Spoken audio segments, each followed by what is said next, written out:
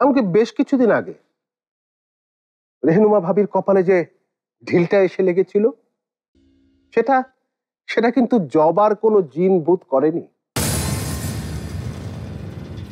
সেটা ঘটিয়েছিল আমাদের এই লুবনা ম্যাডামই।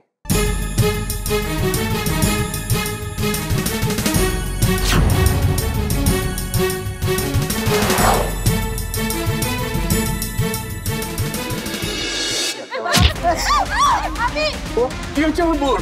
রেনু, কি হচ্ছে তোমার? বাইরে থেকে একটা ঢিল এসে পড়েছে ভাবির কপালে। হ্যাঁ,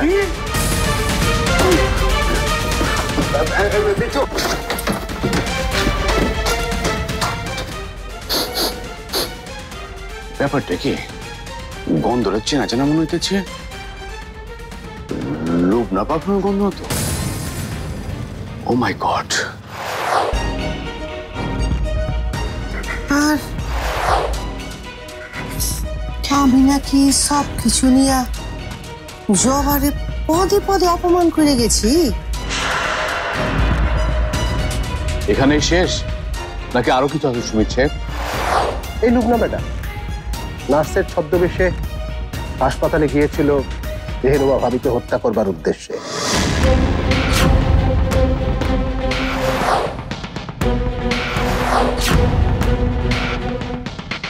জবা সময় মতো না আসলে হয়তো সেদিনই মরে যেতেন তিনি।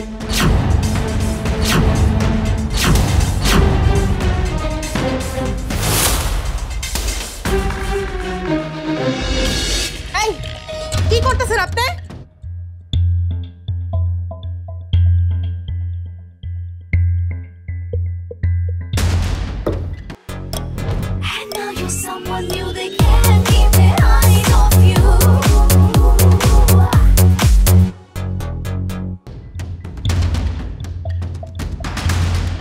কেন বড় ভাবিরে বিষ দিয়ে মারতে চাইছেন? ওই ইনজেকশনের মধ্যে বিষ ছিল, আর এই নার্স বড় ভাবিরে বিষ দিয়ে মারতে নিছিল। না, বিষ ছিল না জবা। ডাক্তার আমার সামনে বলে গেছে ওনাকে ইনজেকশনটা দিতে। না না, ডাক্তার সেই কথা কইতেই পারে, কিন্তু এই ইনজেকশনটা ভাবিরে দিলে তো ভাবির হয়তো মৃত্যু হইতো। আচ্ছা, সেটা তুমি কি করে জানো? আমি জানি, যেভাবে আমি জানতাম বড় ভাবির বাচ্চা হইতে যাইতেছে। একটু আগেই গাছের গায়ে মাথা দিয়েছিল জবা, সেখান থেকেই বোধহয় কিছু একটা হয়েছে। তোদের কথা আমি কিছুই বুঝতে পারছি না। গাছে গায়ে মাথা দিয়ে তো কি হয়েছে? ও কি দেখতে পেয়েছে যে এই ইনজেকশনটা দিলে রেহনুমা মারা যাবে? একদম তাই ভাইজান, আমি সেইটাই দেখছি। আর সেই কারণেই এখন আমাকে এই মুখোশধারী নার্সের রহস্যটা। আমিও সেদিন জবাকে অনেক অপমান করেছিলাম, অনেক কথা শুনিয়েছিলাম ওকে।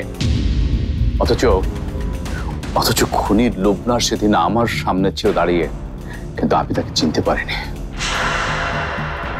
ওভাবে বলো না মিজান, আমি খুনি না। না না, তুমি খুনি না। তুমি খুনির চেয়েও ভয়ঙ্কর একজন মানুষ। এমন একজন মানুষ যার এই স্বাভাবিক দুনিয়াতে চলাচলে কোনো অধিকার নেই। তাকে বন্দি করে রাখা উচিত ওই অন্ধকার কারাগারে।